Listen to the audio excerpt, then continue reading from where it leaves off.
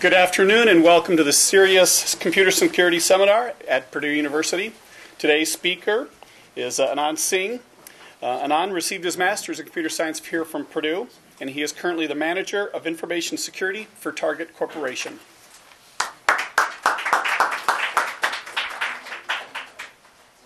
Thank you, Joel.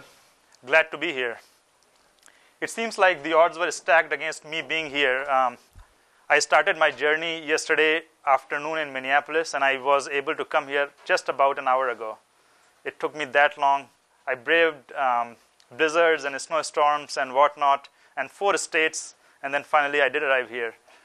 But I didn't want to miss this chance. It's an honor to be here. Before I dive into the details of my presentation, I wanted to commend CERIAS on the work that they have been doing. I keep a close watch on what goes on in the information security world, part of it via CERIAS website, and it keeps me up to date, it keeps me current, and it keeps me aware of what are the latest vulnerabilities and threats that are expanding out there, and I encourage my employees to do the same, and I know that my peers in other organizations are doing the same, so you guys are doing a good public service, and thank you. My talk today is about information security in organizations. And what I want to focus on today is what are the top information security initiatives in big organizations. And the content of the talk is primarily going to be geared towards business and strategy and a little bit of technology as well. But I know that you guys get plenty of that. I checked out the CERIAS seminar roster, and looks like you guys get a pretty intense technical coverage in your prior seminars. So today I wanted to change the track a little bit, talk a little bit about business, because having been a student here, I know that we get a very good exposure on technology, but sometimes we don't get the benefit of understanding how the learnings that we are doing right now will apply in practical business world. So that's what I'm going to focus on for the most part. I like my talks to be conversational, so if you guys have any questions, I would encourage you to ask them during the talk itself. Of course, we will have some time in the end, so you can ask any questions in the end as well. And I will linger around for a little bit, so you can ask, you can stop by and talk in person as well. So the first big thing that is going on in corporations is information security governance. Now, who can tell me what governance is all about? What does governance mean? I have brought some rewards to entice your participation. So whoever answers correctly, and I will have a lot of questions throughout the presentation, they will get a target dog. So make a guess. There is no harm done. Some kind of body and or set of rules that essentially guide what the general consensus is of how one should act in a certain field. Excellent. And in this context, what governance means is very similar. So what that means is the responsibility of board of directors to ensure that the activities of an organization are designed to meet its objectives, to meet its risk, and to serve the shareholders. That's what governance is all about. And the trend that is happening right now is that information security is becoming a core part of governance within various organizations. It was not so, but it is becoming now. And the big reason is because people are realizing that information is the biggest asset that the organizations have. So I have a cartoon here, and I did not put it here because it is funny, although it is funny. I put it here because if you look at this, what does this tell you? It tells you that information security is becoming a part of common lexicon. Look at the media coverage that we have had, all the breaches. Every week there is a headline in major newspapers about a security breach that has happened. Even cartoonists are drawing cartoons about information security.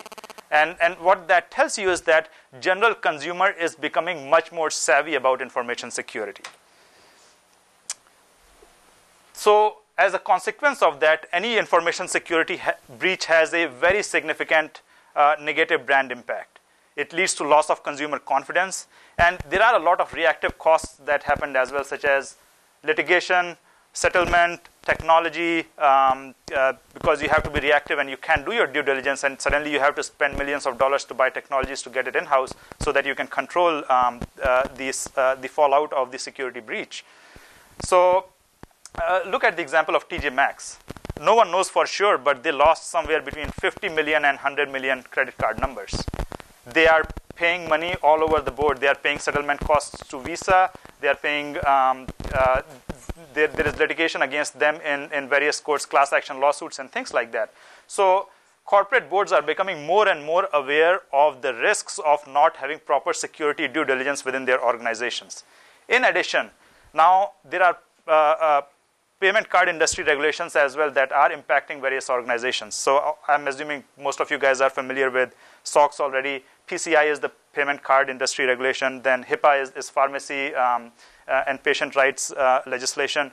GLBA, Graham-Leach-Bliley Act, protects how the financial information within an organization should be protected. And then OCC that protects that audits any finance organizations to make sure that good practices are in place. So if you look at the statistics of which organizations get attacked and which organizations don't, one thing is very clear. The organizations that have good governance are attacked less often, and the organizations that have poor governance are the ones that get impacted most often. So all of this is leading to a ripple effect in corporate boardrooms. Information security is being deemed so important that corporate boards are asking information security to become a part of corporate risk management.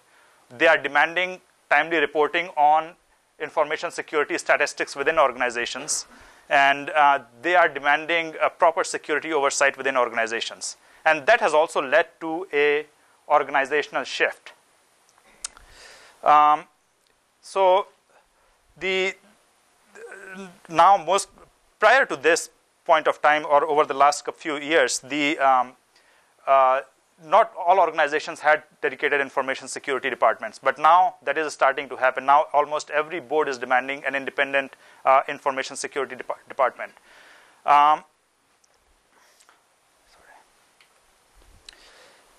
One other shift that is happening is that more and more chief security officers are reporting to CEOs directly versus CIOs, which was true in the past, that most CSOs reported to CIOs.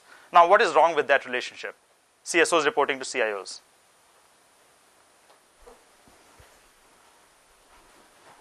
Can someone tell me? The CEO doesn't understand what the guy, what the people mean when he doesn't really care about it.